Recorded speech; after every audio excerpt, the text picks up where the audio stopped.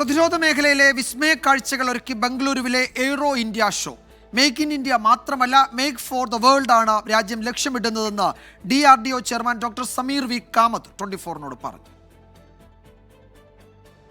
എല്ലാ പ്രേക്ഷകർക്കും ബംഗളൂരുവിലെ യലഗംഗയിലേക്ക് സ്വാഗതം. നിങ്ങൾക്കറിയാം, എയ്റോ ഇന്ത്യ 2025 നടക്കുന്ന സ്ഥലമാണ് യലഗംഗ.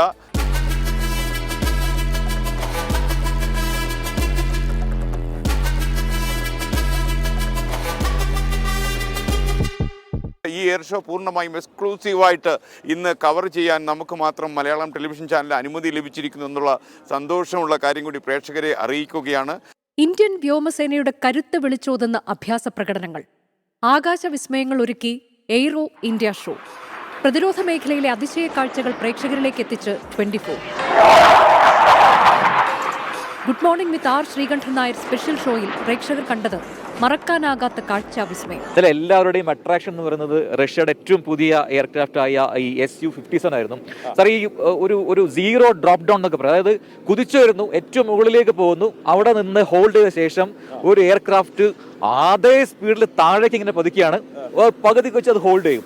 സുഖോയ്, തേജസ്, സൂര്യകിരൺ തുടങ്ങി ഇന്ത്യൻ പോർ വിമാനങ്ങളുടെ അഭ്യാസ പ്രകടനങ്ങൾ കൺനിറയെ കാണാൻ അവസരമൊരുക്കുന്നു ഏഷ്യയിലെ ഏറ്റവും വലിയ വ്യോമാഭ്യാസ മേള. ഈ പറയുന്ന സ്റ്റാളൊക്കെ അകത്തേക്ക് പോയി കഴിഞ്ഞാൽ നമുക്ക് ഏറ്റവും നൂതനമായിട്ടുള്ള നമ്മുടെ ടെക്നോളജി എന്താണെന്ന് ഡിസ്പ്ലേ ചെയ്യുന്ന സ്റ്റാളുകളാണ്. അതുപോലെ തേജസിന്റെ ഹാൾ ഡിയിലേക്കാണ് നമ്മൾ പോകുന്നത്. ഇന്ത്യൻ പ്രതിരോധ സംവിധാനങ്ങളുടെ പുത്തൻ ഉപകരണങ്ങൾ പ്രദർശിപ്പിച്ചിരിക്കുന്ന വിശാലമായ സ്റ്റാളുകൾ. This is our 5th generation aircraft which our country has started developing. By 2028-29 the first aircraft will be flying. അടുത്ത സാമ്പത്തിക വർഷം ഇന്ത്യ ലക്ഷ്യമിടുന്നത് 30,000 കോടി രൂപയുടെ പ്രതിരോധ കയറ്റുമതിയാണ്. ആ ലക്ഷ്യത്തിലേക്ക് രാജ്യം അതിവേഗം അടുക്കുകയാണെന്ന് വ്യക്തമാക്കുന്നതായി exhibition. Very good response. This is the time where the local manufacturers get to display their products as well as the new technologies that they are working on.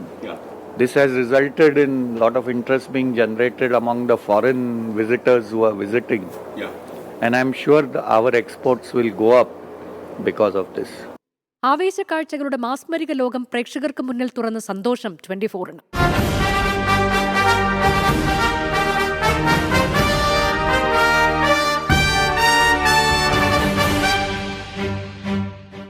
News desk 24.